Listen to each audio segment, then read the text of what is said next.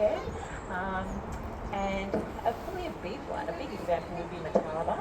Now, as I said, he's 42. So with age comes lots of different health ailments and things. And Mataba has a heart condition that we've been treating and monitoring for quite a few years now.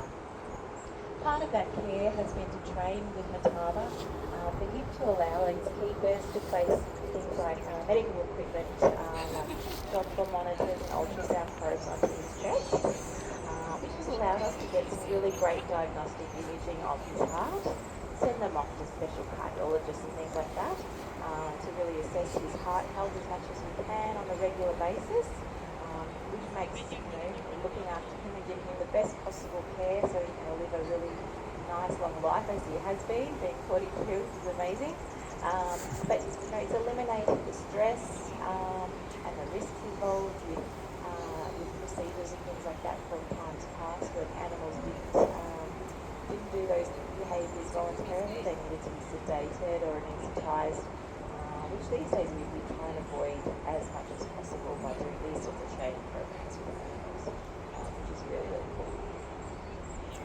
But the gorillas are, as you can see, just amazing animals. We need to look after them for many generations to come.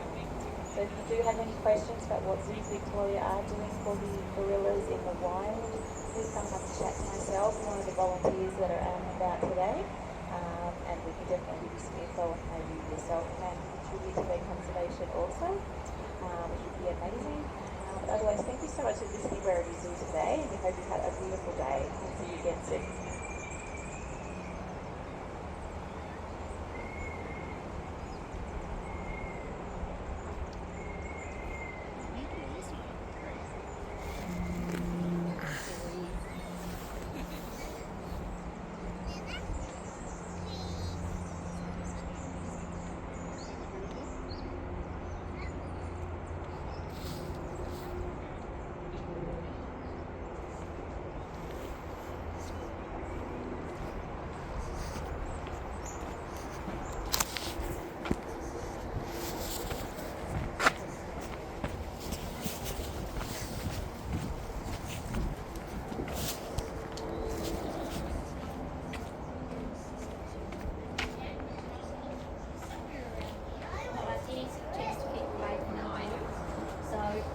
You'll see that we have a bachelor group here.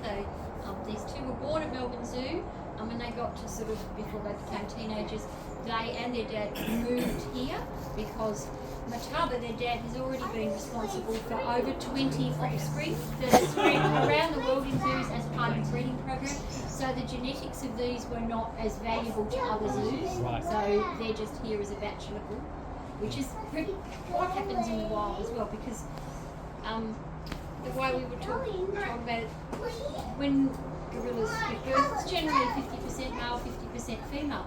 The social structure, their family structure, is one dominant male will have quite a few females. So when you think about if there's one big dominant male with a few females, what about all those other little baby boys? What have they done? Well, if they're not big enough to be dominant, they just live on their own in a forest. So it's very similar to here. Right.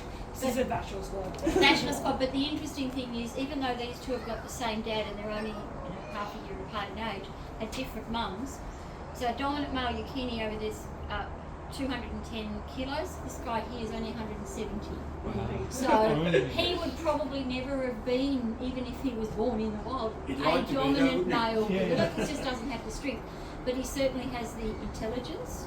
He's really clever and great at solving puzzles, very good interacting with people and his environment. Yeah. He loves those sorts of things. Yeah, he's rarely seen the other two right here doing that Yes. occasionally, but this is quite common for him. Yes. And how long do they live for in the wild? Probably around between 30 and 40 years, but it's very hard to assess that because they're in the wild. They're in the wild, that's right, yeah. Yeah. Of course. Certainly having a 43-year-old gorilla is very, very old. Yeah, that's what I was wondering. Although, he's 43 or the dad? The dad. So, Genyaka's mum, Jeanne, is still alive. But he might bang on the window Ready? just to Of course. show you how It's strong just for he you, is. what? Where are you going? You're hiding. But Katie's mum, Just had a Yushka, little child Yushka lived at Melbourne Zoo until she was Oh wow. 50, and when he was born, when Kenny was born, she couldn't deliver him naturally. So actually, obstetrician came from the women's hospital, like a human obstetrician, and he was born by cesarean. So his mum, even though she had a cesarean birth, still lived to be 50 with the level of Who care was that? provided by Zoo Victoria. He, I can see he's done the kicking all right. Yeah, a lot. The other two generally won't do Yeah. that. So in the wild, the one thing that male gorillas don't want to do is contact another male gorilla they don't like. They're big and powerful, they don't want to have a fight.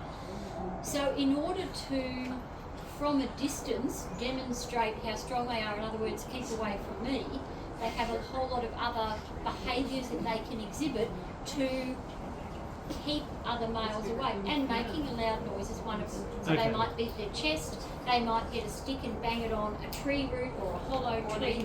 He's worked out that this reverberates, so does the metal. He'll actually sneak up and bang on that metal when no one, yes you will, you darling thing. And it's just his way of showing that this is his space. So listen to how strong I am, this is what I can do, this is how much noise I can make, don't come over here. But in his case, he's just doing this because he's cheeky and he likes the reaction from people. Right. But the other thing they do, which is really interesting, is they actually exude, That's him running around again. they actually exude testosterone. So you can walk past here on some days and smell this really, really strong, unpleasant smell, and that's them demonstrating that they're big, strong males, so keep away from my space. Smells like bunging sausages. Oh, That's it's just- what people say. Very strong onions. Oh, it is. It smells like an arena full of stinky socks that needed washing last week. Yeah. Yeah, he's just sitting in the sun. So there are 3 little huts around this space. This space was designed specifically for them.